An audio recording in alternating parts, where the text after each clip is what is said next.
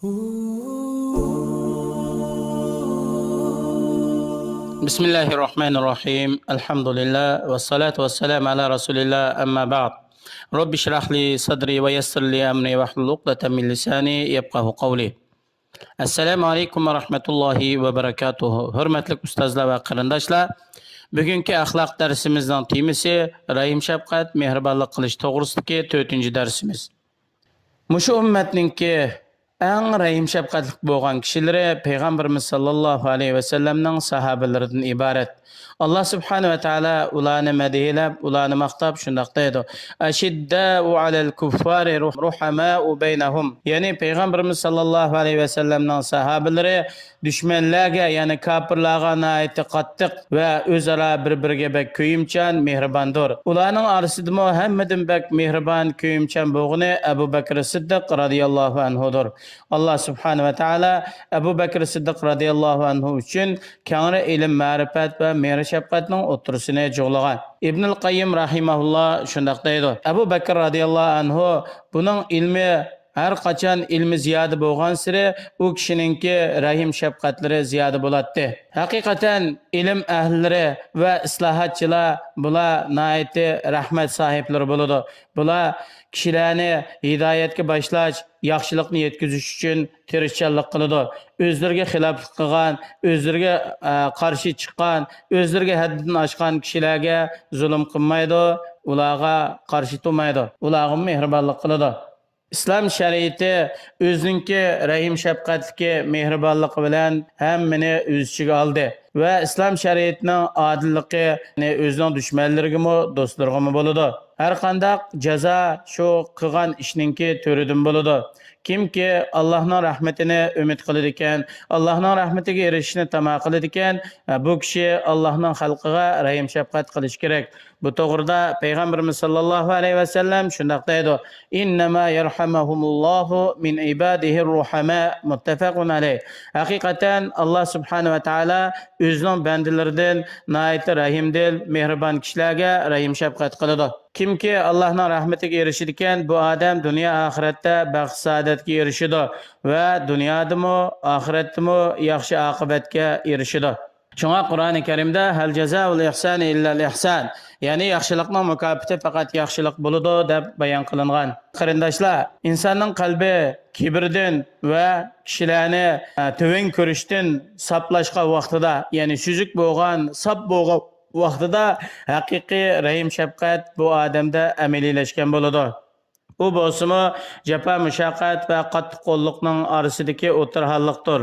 Acizlik va ko'ranglikning orasidagi bir normallikdir. Insonninki qalbining yumshoqligi, mehr shafqatligidan iborat bo'lgan bu kishini Alloh subhanahu va taolo yaxshi ko'radi. Bu inson Allohning dinini zoya qilib o'tmaganlar bo'ladi ekan, insonning qalbida kuyimchanlik, mehr shafqat bo'ladi ekan, bunday kishini Alloh yaxshi ko'radi. İnsan turli shubhatlar, shahvatlar, nafsi xohishlarga ergishish va dinda shak shubha qilish qatorliq ishlardan salomat qolgan vaqtida bu odam uchun to'g'ri yo'l, hidoyat, rahim shafqat hosil bo'ladi. Alloh subhanahu va taolo ashabul kaf, ya'ni g'arg'i kirib olgan yoshlar to'g'risida xabar berib shunday deydi: "Faqalu robbana atina min ladunka rahmatan va hayyi' lana min amrina rashada." O yoshlar g'arda shunday aytadi: Robbimiz bizga o'zlarining huzurlaridan rahim shafqat ato qilsizlar. Bizga bizning ishimizdan to'g'ri ishni tayyorlab bersizlar. Rahim shafqatga erishishninki sabablaridan eng muhim bo'lgani ota-onaga yaxshilik qilish, ularning xizmatini qilish, ularni rozi qilishga tirishish, ularga ovozni ko'tarmaslik, doim ularga to'vanchilik bilan ularning xizmatini qilish, urug' tuqqanchilikni ulash, o'zining yaqin bo'lsin, yiroq bo'lsin tuqqanlarga xayr ehson qilish, rahim shafqat qilish va shundaqla sadaqa, yaxshiliklarni ko'p qilish, qiyinchilik qolgan kishilarga yordam berish, kasallarni yo'qlash va shundaqla qabristonliklarni ko'p ziyorat qilish. Qabrni ko'p ziyorat qilgan vaqtida insonning qalbidagi kibr, cho'ngchillik qatorliq ishlar yo'q bo'ladi. Insonning qalbiga rahim shafqat paydo bo'ladi. Qabristonlikqa har qitim nazar solgan va ziyorat qilgan vaqtida bizdan ilgirmi nurg'un kishilar yashab ekan, podshohlar, hukmdorlar, puldorlar, olimlar, baturlar va shundoq yuzli kishilar yashab dunyodan ketibdi. Bizmi hamon dunyodan ketadiganmiz.